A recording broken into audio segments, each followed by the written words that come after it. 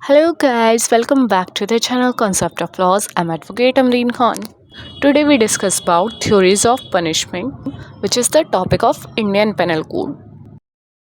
तो जैसे कि हम आप लोग जानते हैं, जैसे कि अगर क्रिमिनल लॉज की बात की जाती है तो उसमें क्या उससे रिलेटेड क्या होती है, पनिशमेंट्स होती हैं। अगर किसी पर्सन ने कोई क्राइम किया है तो क्या उस क्राइम का उससे रिवेंज लेना चाहिए, टिट फॉर टैट किया जाना चाहिए उसके साथ, आई फॉर आई। तो इस चीज़ को जानने के लिए आया है थ्योरीज ऑफ पनिशमेंट। तो चलिए इस वीडियो को स्टार्ट करते हैं। इस चीज़ को जानने के लिए मेनली 5 थ्योरीज होती हैं पनिशमेंट की: retributive, reformative, deterrent, compensatory, and preventive. Now we first discuss retributive theory of punishment.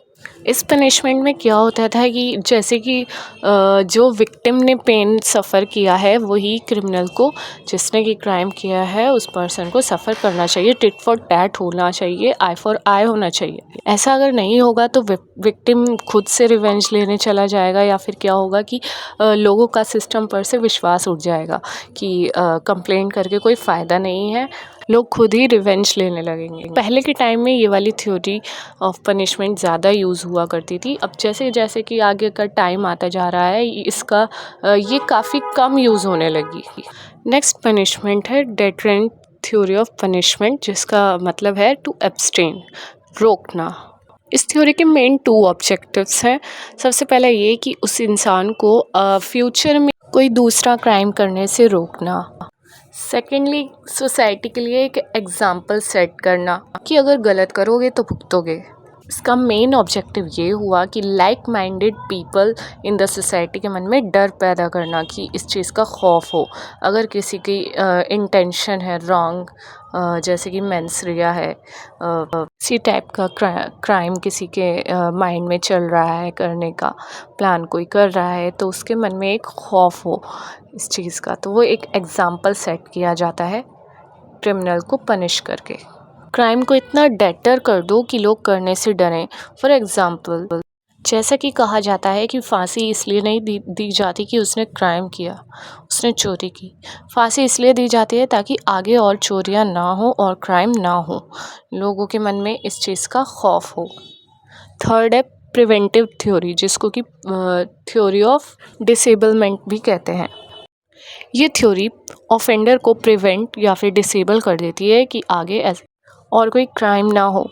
ये थ्योरी जैसे कि फांसी देकर, डेथ सेंटेंस देकर, या फिर लाइफ इम्प्रिजनमेंट देकर क्रिमिनल को, ऑफेंडर को प्रिवेंट करती है आगे क्राइम करने से।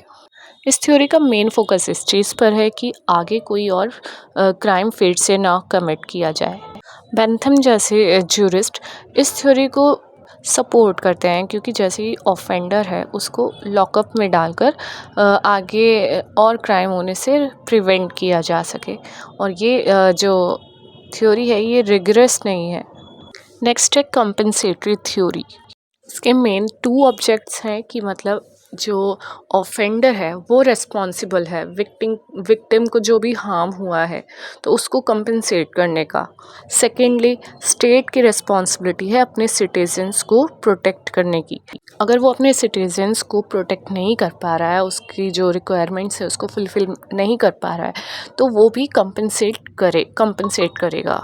रिसेंटली हमने कन्हैया लाल केस में देखा कि स्टेट ने कंपनसेट किया, और हमने शायरा बानो केस में भी देखा कि स्टेट ने कंपनसेट किया। फिफ्थ है रिफॉर्मेटिव थ्योरी, जिस पे कि इंडिया काफ़ी ट्रस्ट करता है, विश्वास करता है। इस थ्योरी का ऑब्जेक्टिव है ऑफेंडर को रिफॉर्म करना। इसके हिसाब से कुछ ना कुछ एंटी सोशल फैक्टर्स थे जिसकी वजह से उसने क्राइम कमिट किया। अगर उसको हम प्रॉपर एजुकेशन दें, ट्रेनिंग्स दें, तो वो एक वापस एक अच्छा इंसान बनकर सोसाइटी में लाया जा सकता है।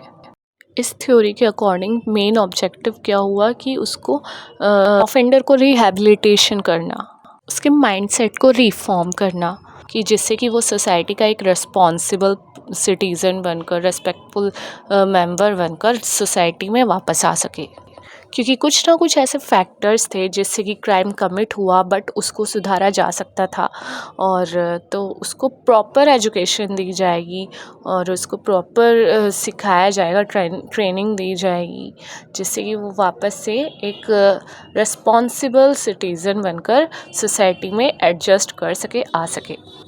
सो hate the crime not the criminal, तो ये था रिफॉर्मेटिव थ्योरी का मेन पर्पस।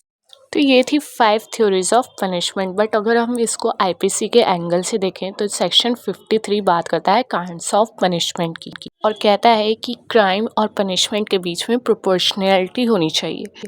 और कोई भी पनिशमेंट देने से पहले आपको 3 चीज़ें ध्यान में रखनी चाहिए: seriousness of crime, gravity of crime और जनरल पब्लिक पर क्या इम्पैक्ट होगा। तो ये 3 चीज़ों का आपको ध्यान रखना होगा पनिशमेंट देने से पहले।